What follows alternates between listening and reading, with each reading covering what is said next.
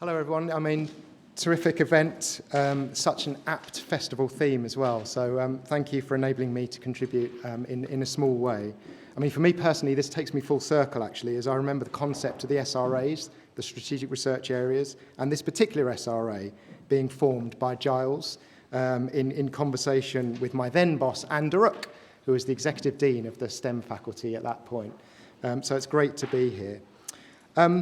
I'm Jake Yeo. I'm the Director for Research and Enterprise in the Research Enterprise Scholarship area, working very closely with Kevin Shakesheff, the Pro-Vice Chancellor for Research and Innovation. He gives his apologies. He'd have loved to be here today. He's actually in Heathrow, trying to get a flight to Kuwait to have a meeting with our Arab Open University.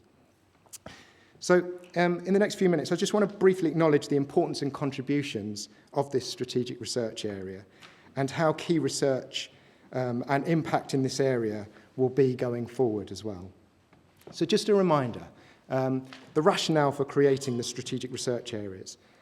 So the ultimate purpose of centres like this particular SRA in international development and inclusive innovation is to facilitate and support impactful research that can contribute to sustainable and equitable livelihoods of people in the global south. Very much built on kind of interdisciplinary, international, grassroots partnerships. And through that, such research is kind of allowing the Open University to properly fulfill its mission, to be open to people, places, methods, and ideas. So absolutely key here. And it's contributing to a really fertile research environment in this space. So very much formed around the idea of inclusive innovation, which recognise that marginalised groups and individuals are not passive victims on the receiving end of these sorts of things, but are indeed active agents in their own transformation. And that's where the SRA has been really, really key in harnessing, they're innovators. And the role of our research through the SRA has been to work with people to deepen and widen such innovative energy from those around them as well as themselves. So the SRA, this SRA in particular, has helped nurture an enabling environment that's tapped into the expertise and dedication of OU academics to tackle the challenges of our times. These are challenges around, for example, food security, health inequality, educational access, and climate change. And I'm really pleased that actually, we have got external recognition for the work done in this space, not least in the most recent Research Excellence Framework, for example, where 83% of the university's research environment in this space achieved a 4-star or 3-star rating, so world-leading or internationally excellent, which is amazing. And this SRA has acknowledged very early on that you can't work alone in this space. These are big global challenges. And the kind of challenges we face here require coming together of the international community to resolve them, not least, as you see, in the UN's Sustainable Development Goals. So developing international partnerships has been absolutely key to solving these challenges, and that's been including working with people who have very different practices, norms, compared to many of us in the West. It's difficult to do. It takes time to do that depth of partnership, and it takes nurture and careful management. So I'm really delighted to see that the SRA in this space has been really successful in its funded projects that's helped university extend its international reach in countries like China, Brazil, India, Nigeria, Turkey, with whom we'll continue to collaborate on future challenges. So let's just look forward just very briefly. One of our objectives as a university is to ensure that we maintain a structure that can support and deliver interdisciplinary solutions to our major societal challenges. I know Giles mentioned earlier our Open Societal Challenges programme, and that's a headline piece that sits at the heart of our new Open University Research Plan, and it's been very much designed with this in mind. So our community, academics, students and others more widely, is already identifying open societal challenges we want to address through our research and its impact to help tackle inequalities, to enable sustainability, and to support living well. And that's internationally, it's across our UK nations. So in a setting where we have adopted a challenge-led approach, and many funders have done so too, we still want to help facilitate and develop an ecosystem that encourages investigator-led research. So strategic research areas such as this one have been absolutely instrumental in supporting our early career researchers to design and conduct innovative and engaged research alongside supporting opportunities to forge interdisciplinary connections for all researchers. So as the strategic research areas kind of come to a formal end, the university remains committed and steadfast to wanting to support our early career researchers and all academics to realise their research goals. And that's why in the new research plan, the next generation is a key priority for all of us. So the Open Societal Challenges programme will help foster effective collaboration, it'll provide mentoring, it'll provide financial and non-financial support and advice to push forward research ideas which we feel are addressing these critical societal challenges. Challenges like antimicrobial resistance, health system resilience, and the sustainable recycling of waste. So I think it's important to say out loud, the OU aims and will remain a global university in its research and its impact. And we have the experience and skills, not least in this room, to facilitate such global interactions. We're determined to continue working with our overseas students and researchers in a manner that makes them confident the Open University is and will continue to be an exciting and ethical institution to work with. And I mentioned before those strategic partnerships, so they will continue to be key, not least to developing partnerships with international universities, foreign governments, NGOs, civil society and business. So the key message here is that this is such a key area for the university and, quite frankly, for the good of the world. So thank you for allowing me to help us recognise that and reinforce that today. But that's enough from me. The important thing here now is really to introduce our keynote speaker. So it gives me great pleasure to introduce Professor Smita Srinivas, an expert in technological change and innovation in economic development, and clearly a widely invited expert on global concerns. Her work is represented in the Technological Change Lab, of which she's a founder. Professor Srinivas has been a professorial research fellow at the Faculty of Arts and Social Sciences, a visiting professor at the Open University in the Economics Department and Development Policy and Practice Group. She's held multiple and various honorary appointments in and across some of the world's leading universities, contributed to various global think tanks and expert groups. And over the last 2.5 decades, Professor Srinivas has repeatedly brought advances in theory and methods to practical development plans. Her impact is wide-ranging, not least cross-industry impacts on sustainable development, procurement models, innovation taxonomies, urbanisation, and better industrial and regulation policies, among others. So it gives me great pleasure to warmly welcome Professor Smita Srinivas, who I hope can connect seamlessly and virtually with us. Thank you very much, everyone, for bearing with us here. And really, it's a wonderful opportunity to say hello again. Staring at all of you from the vantage point of the cameras placed around the room, you feel like saying, "Oi, you over there, don't put your coat and leave the room. I'm just about to come and give my speech." So thank you very much for having me.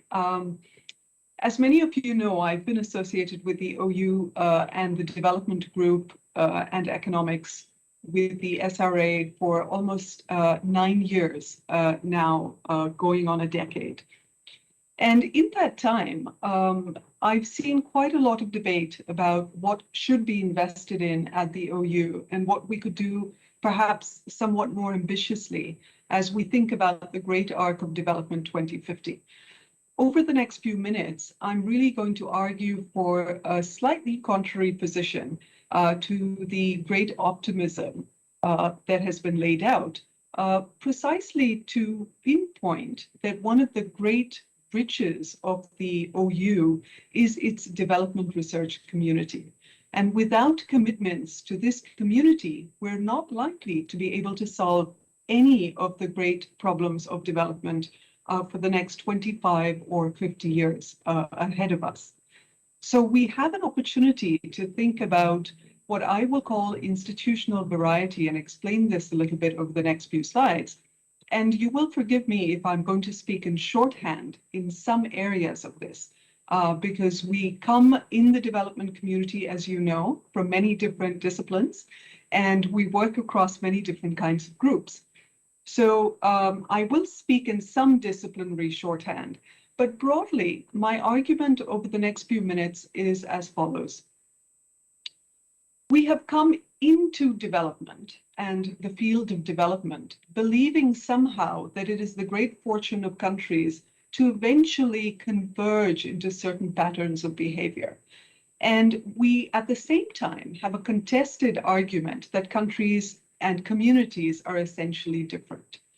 Now, somewhere in this is the geopolitics of nations, the ideas and empathy to communities on the ground, and we have to find something of a medium where we can all agree that there is going to be no addressing of the big problems of the future: climate change, biodiversity, pandemics, public health, you name it, without this rich expertise of development. And it is those development experts and those development scholars, if you don't like the term experts, who are able to understand how insights from research, improvements in our curriculum and our teaching methods, as well as policy engagements, all fit together. They are not separate items. So you cannot, for example, defund research and expect interesting policy interventions, just as you couldn't engage with policy forever and understand that something doesn't make its way to the classroom more effectively. So I'm going to suggest that one of the takeaways from today is not only embracing the challenges of approaching the world as if it is made up of different kinds of institutions, but also to take back into our disciplines the challenges of what this means. This is not just for social science, but it is also for STEM, law, business, and other fields at the OU. Now, what we're going to do over the next few slides is really try and understand what we mean by big institutional changes, but also a great deal of institutional variety. Let me explain. We know since the time of discussions in development from List, from Amsden, from Gerschenkron, from many other scholars, that there are separate institutional combinations that come together, particularly in thinking through the early developers, the industrial great nations of the world, and so on. Now, one of the challenges for us, of course, is to make sense of the variety that exists around the world. And if you had to close your eyes briefly and think through three very different countries of, let's just say, Asia, let's pick any three, you would be very hard-pressed to find a development framework that explains where they came from and where they're going. And so the type of graph that you see represented here of the Human Development Index is quite misleading in that it tells us that some change occurred, but it doesn't tell us how those changes occurred. Now, this may seem like a self-evident truth, but almost all of development research has to grapple with the fact that these countries have gone from point A to point B with extraordinarily different combinations of institutions over time. What do we mean by these institutions? And why does this matter for the OU? Institutions are the social norms, the customs, the guidelines, the technical standards, the rules by which we live, the laws, the acts of parliament. They are all these things. Institutions are embodied in organizations of different types, but institutional change is by and large the dominant explanation for why we see dynamic change in this world. And unless we are willing to accept that there are deep changes underway, but we are still using fairly clunky language to describe what are quite magnificent differences across societies, we are unlikely to be able to agree on what is development to begin with. So while I don't want to open the entire can of worms, what is development and how did we get there, I'm going to lead in to one type of development narrative that has been with us for quite a while. Now, in 1955, with the Bandung Conference, the Africa-Asia Conference representing over half the world's population in Bandung, we began a conversation about development that articulated a type of solidarity for countries that were newly independent.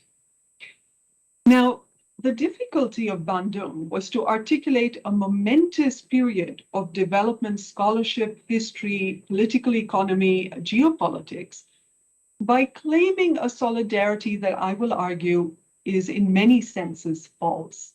There was very little that bound these countries together, except that they were newly independent states. And there was even less attention to what made them different, and a great deal of what I would argue was a sort of romantic utopianism of what made them similar. Now, why this is important is that almost 70 years ago, when we had Bandung, we had a moment in which to articulate an arc of development that was taking us forward, where countries would either be similar with these norms, customs, rules, guidelines, technical standards, laws, and so on, or they would look very different.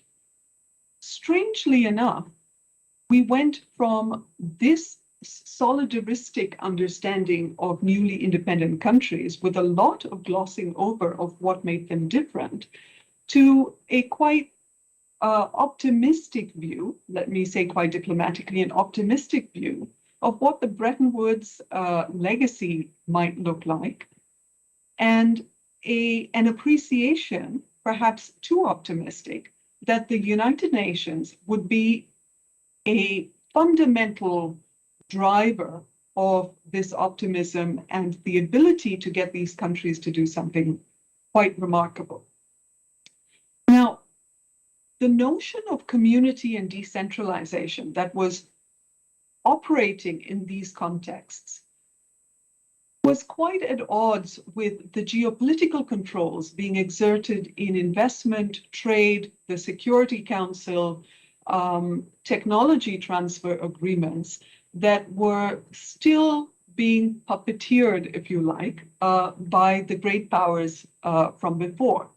So you could not have had an honest discussion of development research without taking on these deeply uncomfortable questions of what had come before and whether in fact these countries were different. So many development scholars, without oversimplifying, many development scholars, the teaching, the research, the policy engagements, ended up being squeezed somewhere between either claiming that countries were all the same or similar in their aspirations and their strategy in terms of development plans, or that they were all somehow different but aligned against the powers that came before. Now, as we might imagine, with all of us with this kind of discussion in the room, we know that these extremes were not very helpful. And in fact, what came after with the non-aligned movement, the existing Cold War, the discussions of the North Atlantic economies, led to a body of scholarship in institutional change that did describe some variety, but most noticeably didn't describe variety within economies that were seen to be developing. And one of the things that was sort of peculiar about that, and by the way, if you go back to the slide, I assume all of you know who these are, but we can have that discussion after. But over half the world's population was represented by these leaders. Now, in the varieties of capitalism literature, which of course many of you who are political scientists and those studying political economy understand quite well, but also the scholarship that had recognized different institutional combinations in the work of Gerschenkron or even Hirschman or other scholars, there there was this unease with letting countries as sovereign autonomous nations actually pursue their development in a way that was much more expansive and that could look quite different. And in the varieties of capitalism literature, which was quite rigorous, interesting, dynamic, we ended up focusing predominantly, of course, on the North Atlantic or the industrialized economies. So there was never any real equivalent attention in development research that understood what it meant to be innovative. Innovation as a particular breakthrough combination of institutional norms, customs, rules, guidelines, technical standards, or laws that would allow a society or even an industrial sector to break through. And unsurprisingly, a great deal of that development optimism, too, was about the East Asian miracle. Now, most of us, of course, in development research know this body of work very well. And whatever our hesitation about accepting it lock, stock, and barrel as an explanation of change of a great part of the world, I think we can agree that there was already a great deal of hidden institutional variety in the East Asian economies, not least because the East Asian economies were predominantly, with the exception of Japan, which was seen as an early industrializer, an early late industrializer, if you like, most of the others, with the notable exception of South Korea, were really small city-states, or even continuing to be some kind of colonial outpost. Now, the difficulty, therefore, was that the explanations between nation-states, city-states, or a type of subnational regionalism became confused with the kind of autonomy of explanation that was required to show very different kinds of institutional bundles. And one challenge was that in the East Asian economies, explanations for informal labor, for immigration, for dormitories and how they were built out on extensive lines of selective geopolitical alliances with the former powers, these were issues that were sort of set aside. It was the exceptional scholarship, the exception scholarship, rather than the rule scholarship that actually allowed us to understand what was going on. And while Bandung had claimed, and the scholarship of Bandung and a type of universal emancipation literature was trying to claim that Bandung was a breakthrough moment where there would be no clubs, there would be all kinds of solutions to big problems of the time. In reality, the countries that went from Bandung to the non-aligned movement, and then, of course, many different kinds of geopolitical clubs that came afterwards, ended up with a very different set of allegiances politically and what you might call origin myths to where they were from and what they wanted to do.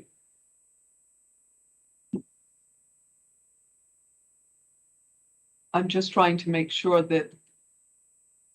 Now, it shouldn't surprise us that the confusion in part about accepting this kind of institutional variety was stymied for at least two reasons, which are close to my heart, so I'll explain them briefly, but they are relevant to all of us as development scholars. One is, of course, there is a contest of narratives underway in development research, which is absolutely crucial to lay out at the OU and have at it in terms of the tensions, the conflicts, the contestation about language and labeling is very crucial. And growth theories, for example, had always been agnostic and uncomfortable about institutional variety. For growth scholars, it was always, are they growing and is that good enough? Innovation scholars recognized quite early that this type of institutional variety was critical to explain breakthroughs, but there was still a type of conflation of institutional variety as being the seed of creativity and therefore not really to be questioned. Development scholarship, on the other hand, was suggesting alluding to the fact that institutional variety would, this messy process of difference between countries or regions or sectors, would somehow be accommodated by a grand arc of industrial development in which perhaps great convergence would take place. How this convergence from norms to laws was expected to take place was always the big open question. In addition, the industry and technology context was laying out certain limitations of how fast any such difference or convergence could be seen in full view within that industry. In this slide, for example, the industry and technology context was crucial, not just then in the East Asian story, but equally now in the context of semiconductor fabrication and where it's going to be located. As you know, that the limits on semiconductor fabrication were set by certain kinds of technology parameters, which couldn't just be done away with simply by more investment or greater global alliances. And South Korea and Taiwan, critical then, remain critical now in the context of the war.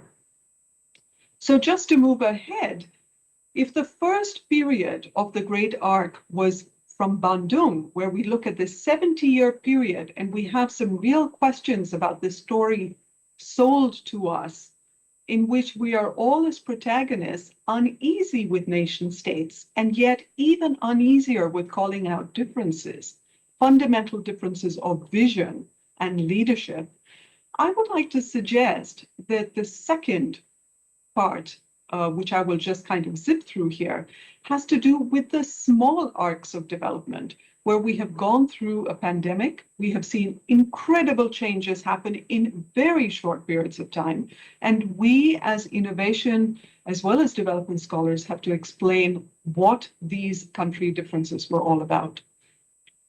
And in the UNIDO Industrial Development Report, where I played a part, we see that in fact, we can debate these numbers and the methodology, but we tried in many different kinds of studies to try and understand which types of industries with what types of technologies were seeing big rebounds or were being flattened effectively across regions and countries. And we find some very interesting patterns, which I can go back and discuss. But as you might have imagined, the data does, of course, support the notion that pharmaceuticals, biotechnologies, even Ayurveda, which I will get to in a second, show certain kinds of behavior as essential goods and products and services, and therefore were not as badly affected. We can debate the context of this. But the same is true if you think about food or other industries. Garment workers or sectors which are not heavily diversified or were not seen as essential or were facing lockdown, factory work in general, of course, was badly affected. You see the same here across a period of time. And I can come back to these in a bit. Now, both Jake Yeo, as well as Mr. Darcy, pointed out to the need for much more contextualized community-scale research. And I could not emphasize this more. In a study that I was involved with, looking at sustainable industrial policies and what they mean, I spent a fair amount of time looking at probably one of the fastest global transformations in the world since World War II, of how multiple industries were kind of harnessed together and changed over time in an incredibly short period. And this was the process of the change for industrial oxygen into clinical oxygen availability. And I will come back to this story later in the Q&A if people are interested, but I wanted to just point out that the same industrial lens and the nature of combinatorial analysis to understand with logic, with reasoning, with economics, or different kinds of methodologies, to understand how these institutions and institutional combinations play out in short periods of time, also requires us to understand and explain what happened to Ayurveda, which many of you know has extraordinarily different characteristics and has huge implications for the world of health. The same is true of Chinese traditional medicines. Now, the takeaway here from this part of the talk, just as with Bandung, where we raised some questions about nation states and fundamental differences in our lenses about how we view nation states, institutional variety does not need a long arc or a great arc of development. The takeaway here is that across an enormous number of industry subsectors, we see that oxygen availability was playing out over an incredibly short period of time and a great geographic distance.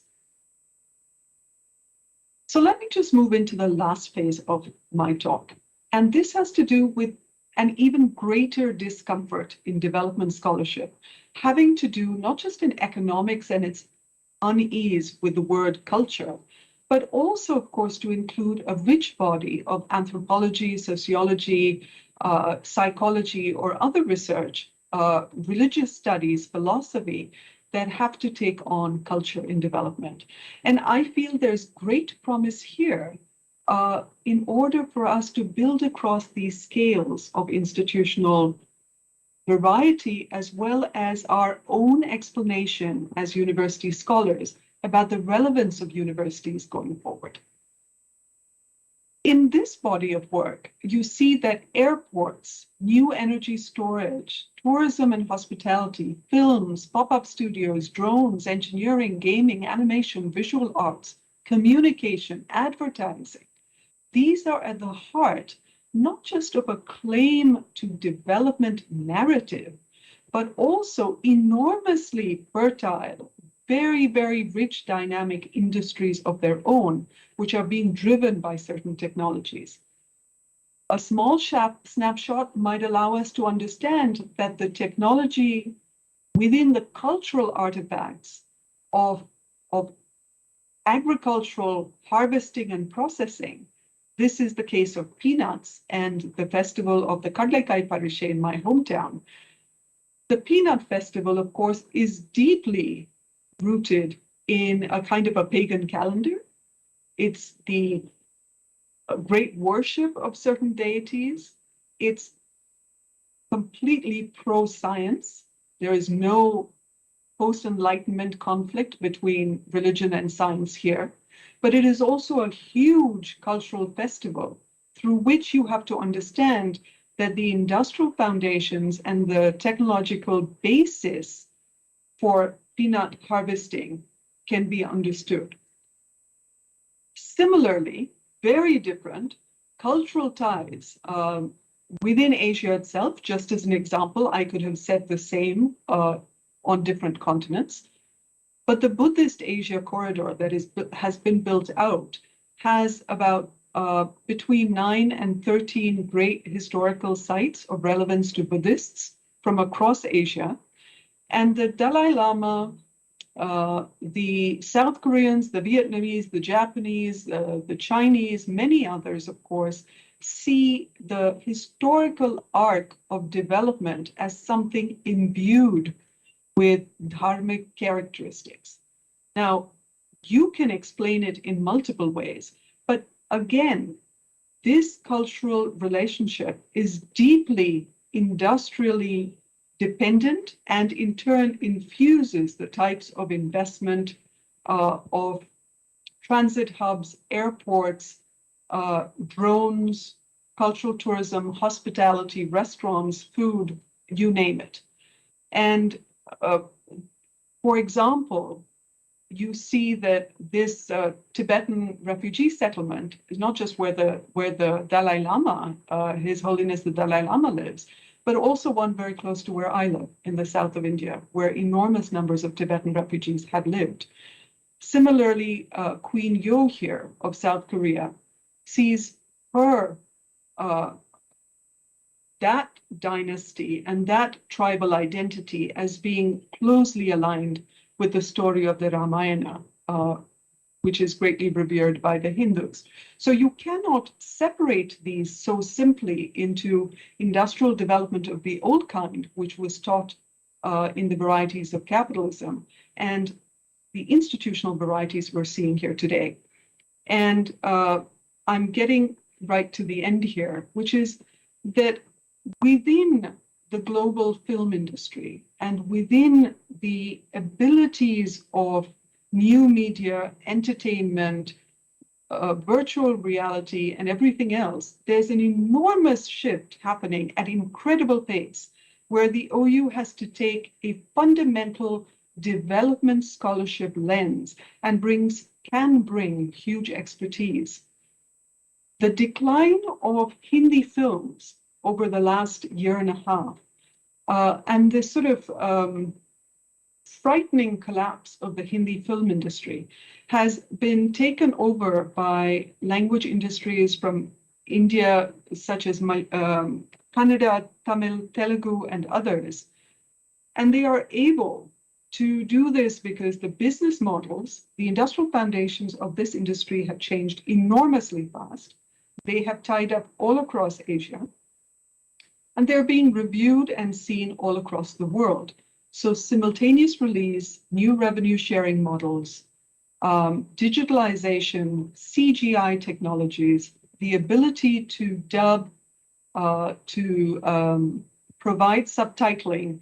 And this simultaneous release means that movies like Kantara, RRR, Ponniyin Selvan, and others are opening up enormous grounds for not just new consumers, but new narratives about difference across countries.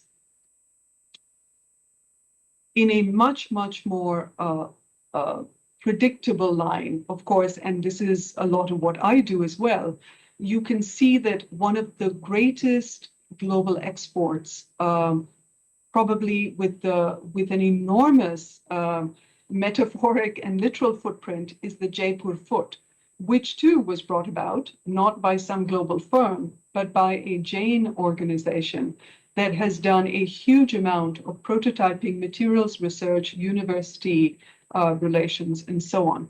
So in this bold world going forward, we need to be able to bring students as well as policymakers to understand that these fundamental differences across the world are an enormously rich, fertile ground of policy, research, and innovation scholarship. And the teaching opportunities and the apprenticing opportunities for students are really through the roof. So let me end here with just a couple of cautions.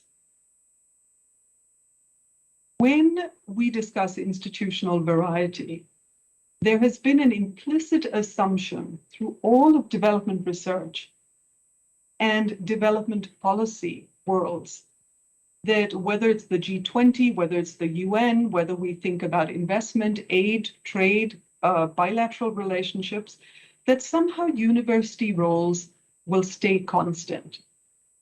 I would like to end on a cautionary note, which is just as in the last 200 or so years of universities playing an important role in the West, I would argue that universities today absolutely cannot take their roles for granted. University leadership that does not recognize the critical expertise of development and innovation scholarship, these universities are going to find themselves completely uninvited at a table of stakeholders who are not at all convinced that the students coming out of universities have all that much to contribute. And I will also say that as the world has changed and the relationships between countries, between communities, and between universities in particular has to get far more ambitious. The OU has an incredible opportunity ahead, but there is no inevitable place at the development table for any stakeholder. And the faster universities commit to this body of work over the next century, the better it will be for everyone. Thank you very much, and I look forward to some discussion. Thank you.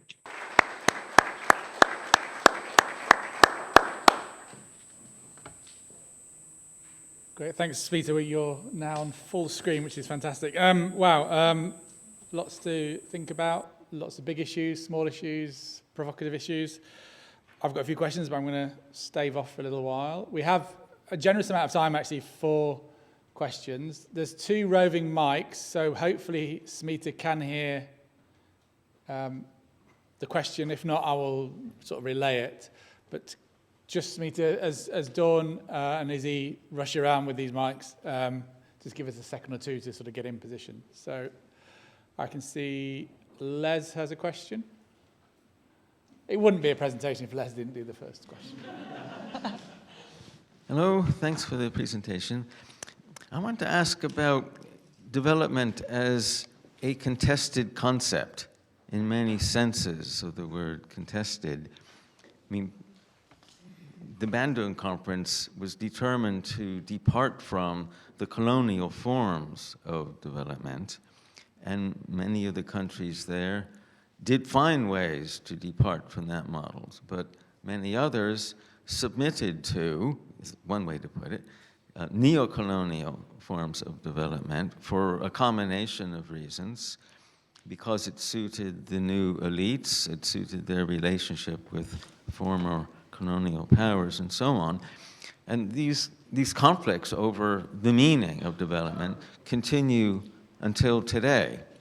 And this goes beyond what might be called varieties of development, or it spans those varieties. And so I'm wondering how you see the neo-colonial forms of development, which continue today, as central to an understanding of differences, similarity, and the role of academics. Should I respond directly?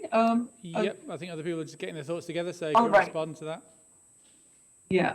So Les, that's a great question. We all know that Bandung was a complex time, and I would add that, you know, for this keynote, I picked Bandung for several reasons. In part, it was because Bandung itself. One explanation is to believe that we went from a process of colonization to a new type of colonization. But you could also argue that countries had great opportunity to break away, and particularly universities had a great opportunity to suggest alternative frameworks and new ways of addressing the development arc. The reason I have focused so much on institutional variety as well as divergence is not to suggest that there were no convergences. On the contrary, in order to suggest that some things might have converged, like some countries might have become wealthier, or they may have joined similar clubs, we also have to recognize, as you did in your question, that many countries actually went in very different directions. And if I had to look at the industrial consequences and the opportunities for everything from work to to ideas of autonomy of nation states, to the ability to push back against narratives defined everywhere, I would say that it wasn't so much that everybody went from colonialism to neo-colonial, a new type of colonization. It was that the act of defining a particular combination of institutions as the dominant ones for development was contested unevenly.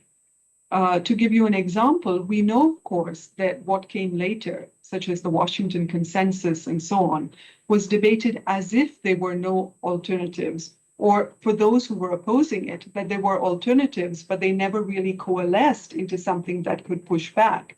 So we are able to identify key organizations and certain institutional frameworks as forcing countries down certain paths. But there were also many that not only broke away, but also carved out quite different paths. And even in the narrow industrial arc, you can see even within Asia, and I'm being very deliberately narrow because it allows us to have a more detailed conversation, you can see, of course, big differences in how countries turned out. This is, of course, not to say that every country in Asia was colonized. They were not, but most were.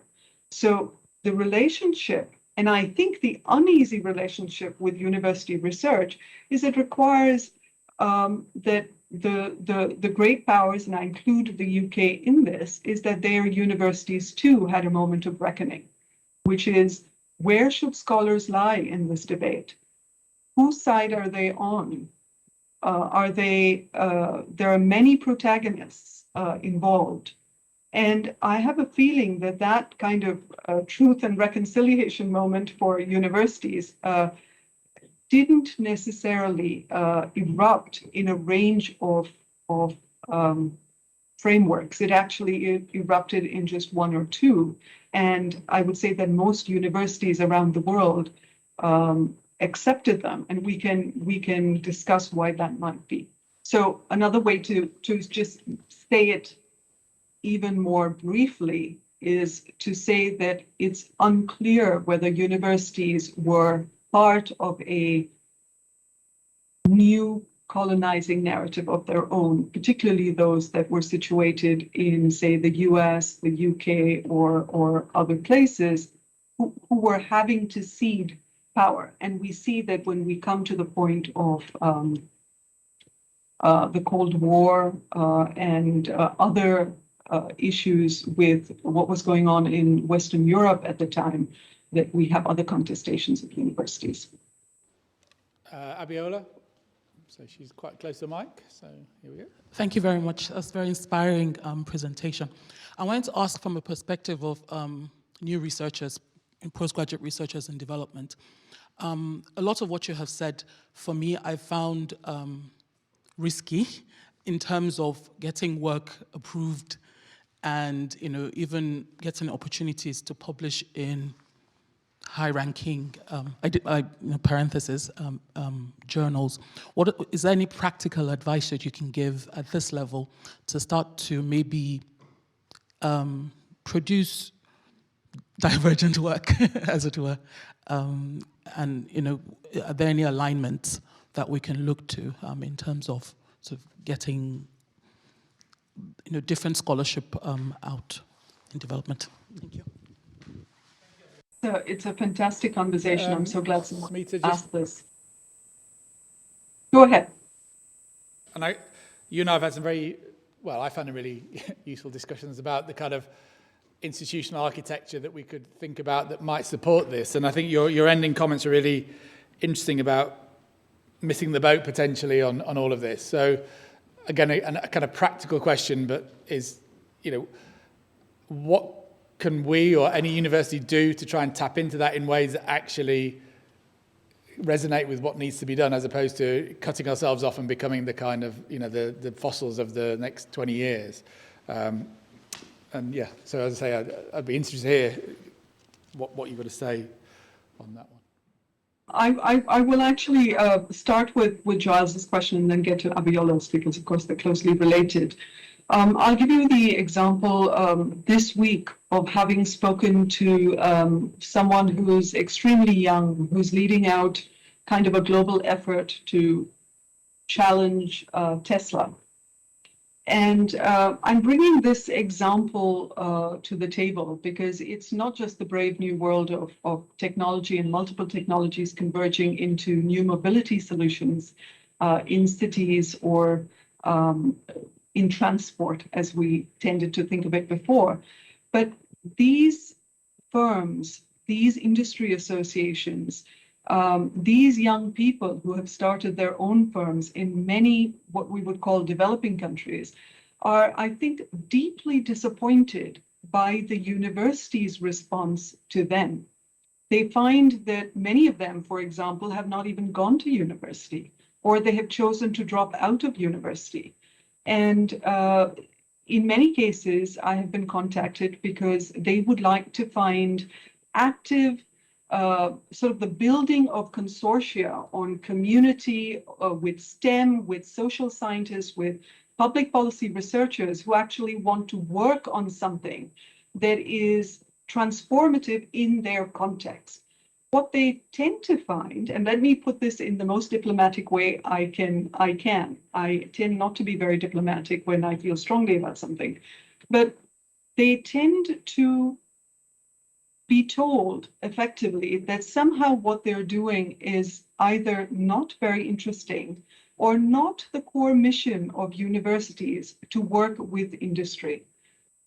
That this is not universities' roles. And they are told even more so that this cannot possibly lead to something that is good for the planet in a way that they are being advised. Remember, these are dynamic people who are running their own firms and who are doing incredibly well.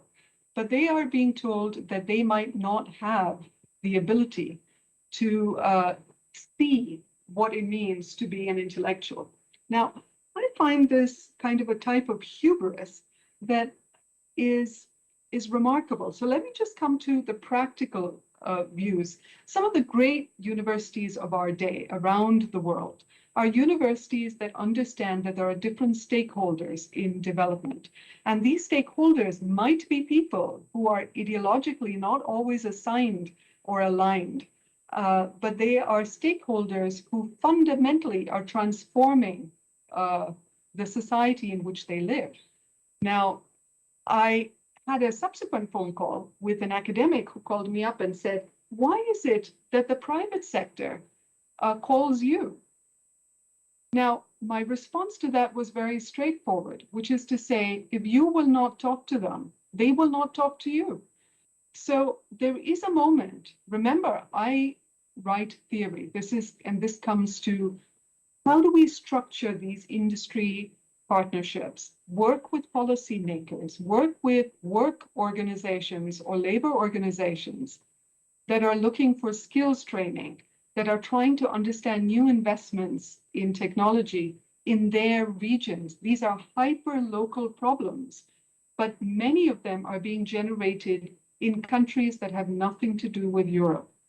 So there is a kind of a realpolitik here that we have to come to terms with. Our forms of funding may be misaligned with the kinds of relationships we need to build. And the new stakeholders, whether they be funders, whether they be industry partners at home, whether they be somebody in Parliament in the UK, these are people we need to pull to the table and set up a set of critical technology futurist discussions about what might be, instead of believing that we're also ideologically split, that we can't even host a tea party where we're having this discussion. So there are very practical forms of collaboration that we can discuss. And in my time at the OU, I have even proposed. Coming to Abiola's question quite briefly, because this concerns the next generation of very exciting scholars. The short answer is there is no room for a university that takes no risk. And this is what I meant. The university is a sum total of its scholars as well as its leadership. And if the goal here is simply to publish in high-ranking journals and to get your next step up, there is a fundamental philosophical discussion to be had about whether that university is dead in the water as far as contributions to development go.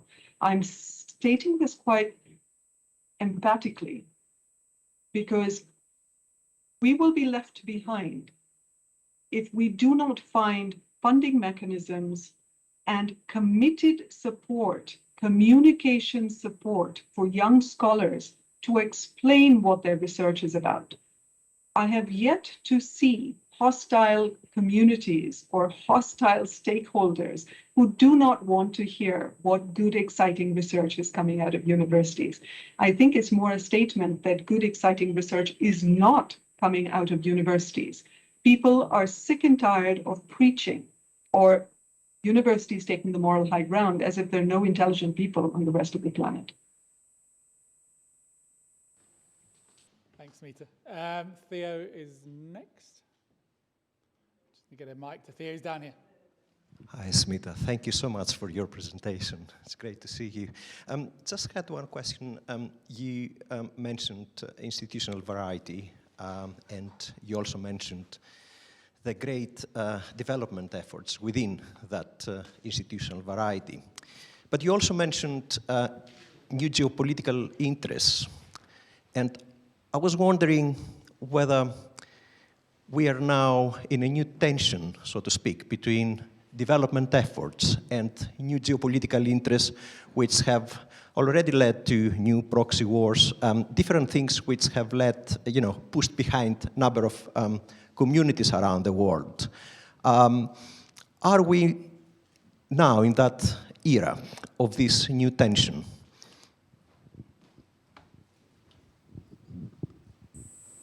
Let me take a very practical example and then kind of go forward into the sort of theoretical question you're asking, Theo. Thank you for that. We had a moment of tension that I think was very productive when we came out of the Doha round of discussions, where we were discussing issues, very practical issues, such as intellectual property, and trying to understand whether everybody should have access to certain kinds of medicines or certain kinds of technology transfer and so on. In some respects, those tensions were managed because there was quite a understandably idealistic conversation that all technology and all new advances, wherever they may be generated, should be available freely to everybody. I think we can agree that that's quite a utopian idea. What is more possible, and perhaps may cause more tensions in terms of its policy design, is how we would actually design those policy instruments that would force public funding for certain kinds of research, policy impact, to be available, whether that be through compulsory licensing or some other mechanism. We've also seen that during the pandemic, a lot of the calls for open tech transfer were not successful. But what we did see were quite successful was a great deal of pushback against advanced market commitments and procurement mechanisms that, even though designed with some good intentions at heart, were perhaps really not agile enough or quick enough to respond to the need for diagnostics or vaccines. And we see that the kind of the mini arc of development that took place during the pandemic was crafted through a type of realism around institutional variety that some countries that were capable, for a range of reasons, usually because of their technology and industrial capabilities, were able to very quickly recraft their institutional combination, kind of a breakthrough combinatorial possibility in economics that would allow them to actually hold course. You are right to mention that this generates tensions, and we have seen that with the war in Europe at the moment, there has also been a great pushback by countries who refuse to get involved, which most of the world either voting against, for, abstaining, selectively agnostic about what is perceived as a war that they are being sucked into again, one of many wars that they are being sucked in, have been sucked into pre-Bandung and post-Bandung. So while it looks quite different, undoubtedly, from different points in the world today, and this comes back also to Abiola's question before, I think we should play extremely fruitfully with these tensions because they showcase what will be a new arc of development going forward. And the big tension, of course, is the energy transition and whether the existing price and inflation worries are effectively curtailing development in so many parts of the world all over again, a situation nobody asked for from these parts of the world.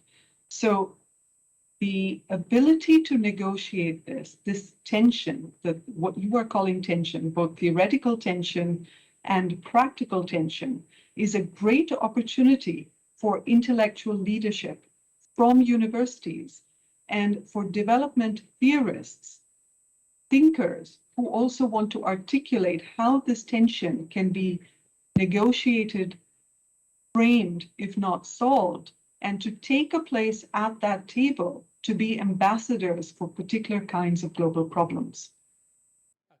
Yeah, no, we have time. There's a question at the front from Susan Neiman. I believe you know. Hi, Smita. It's very nice to see you here on the big screen. Yeah, on the huge screen.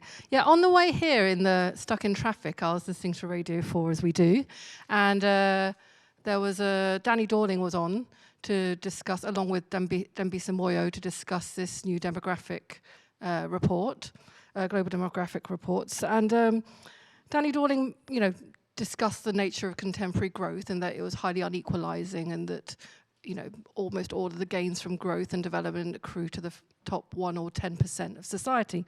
So my sort of little big question to you really is, how does this sort of institutional varieties approach and the understanding of institutional change that it can bring about, which I can see is very powerful in understanding kind of very localized, very quick, sort of development.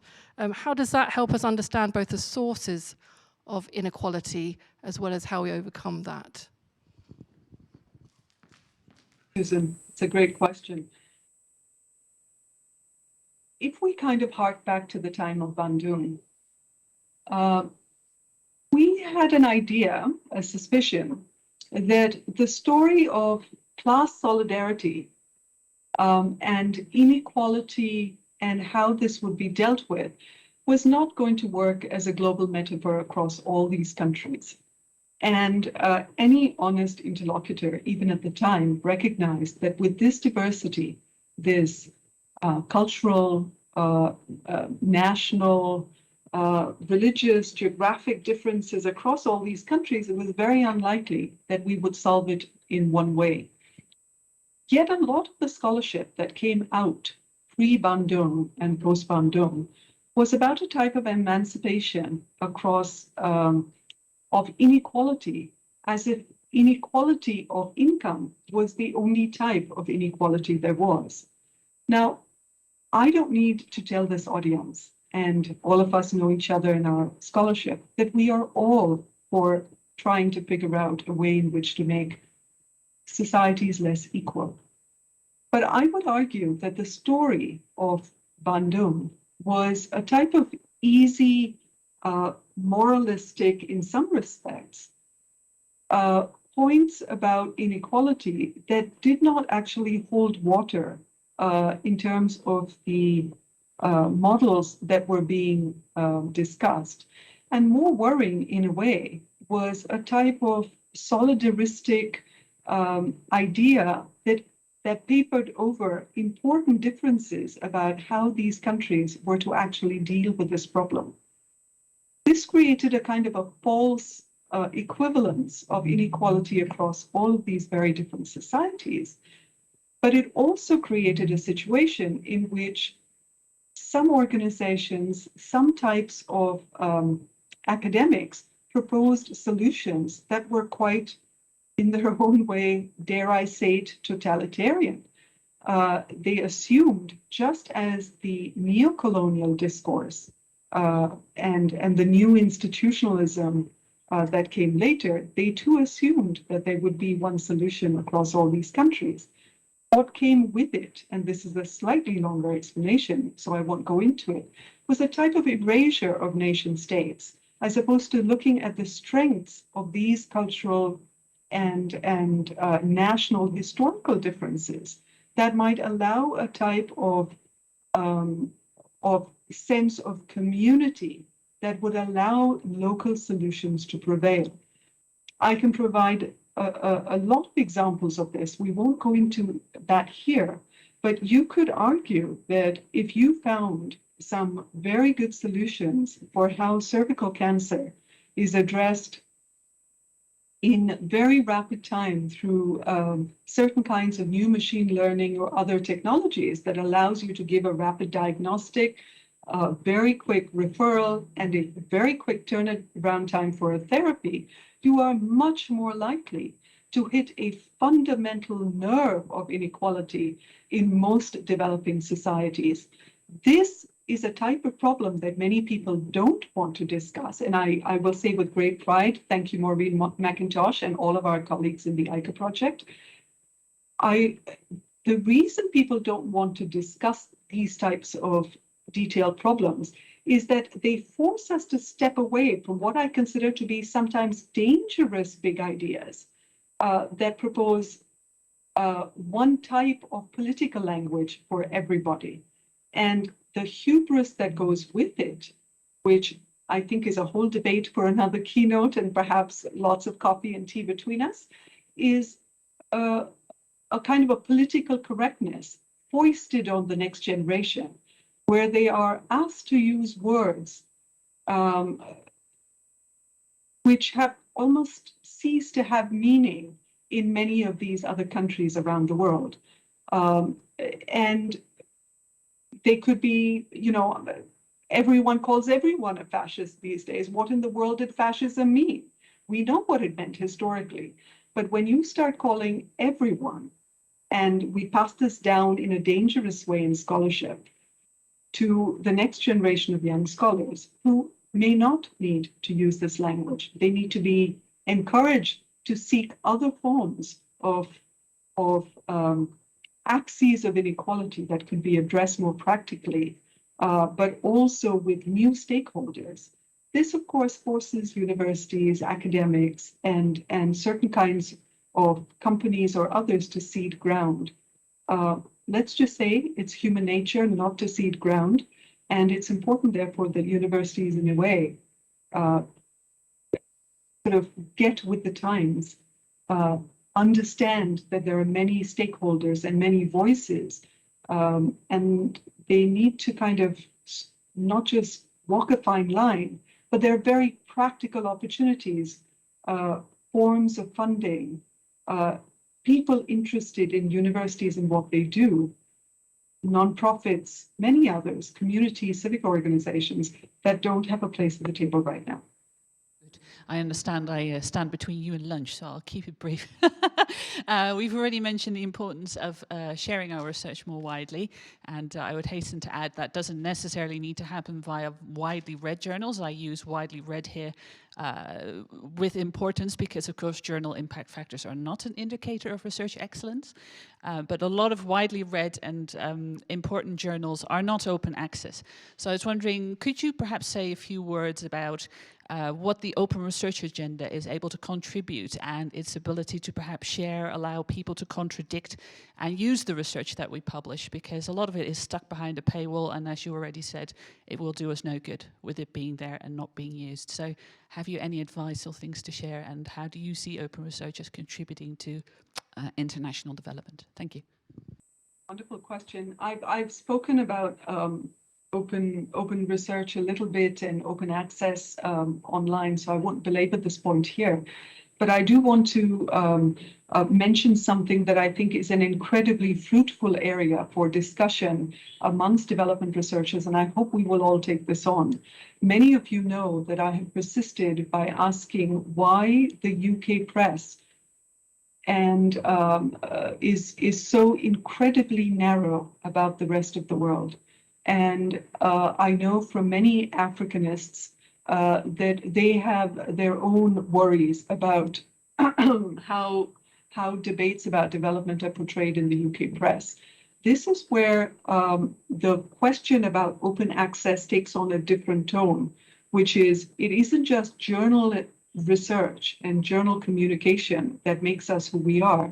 It is also the way in which we engage with scholarship and narratives that might be available to others. I know many of you blog, write, engage with scholarship and in other forms of communication that I'm guilty of not pursuing with as much vigor. But I would suggest that this open development research agenda has to encompass a critical eye of our own media in every country that we inhabit or engage with a type of mutual respect that I will say, particularly as someone who has lived across the world and taught across the world, is severely lacking in most of the Western English press. And I say this because this flavors what narratives universities engage with. And if all of you as development researchers can admit to reading and writing in at least 3 to 5 languages, which you should be looking across this press in countries that are not in Western Europe, not in the North Atlantic zone as we know it, but you should be asking, how do people engage with research elsewhere? I think you are absolutely right that university research has to become more open, and there is a fundamental absurdity of us putting our work behind a paywall when it is publicly funded in many respects. But even with private funding, we should be able to make available much more easily our research. And I would urge particularly young scholars, no matter what the norms of your university, speaking of norms, rules, standards, and laws, no matter what those norms are, please break out and write in multiple languages. There can be nothing more decolonizing than pushing back against, I would say, the English press, and I mean the English language press, not the press in England, but the English language press, which across the world has been a product of a type of colonization of development narratives. And I would urge the next generation of scholars to go back, particularly those whose countries of origin may be elsewhere, to go back, publish, write, read, engage with scholars in your own languages, wherever those might be, and make that far more open. We would have a very different dialogue about many things crucial, not just to the 4 nations, but of course for many countries across the world. Thank you. Let me leave it there.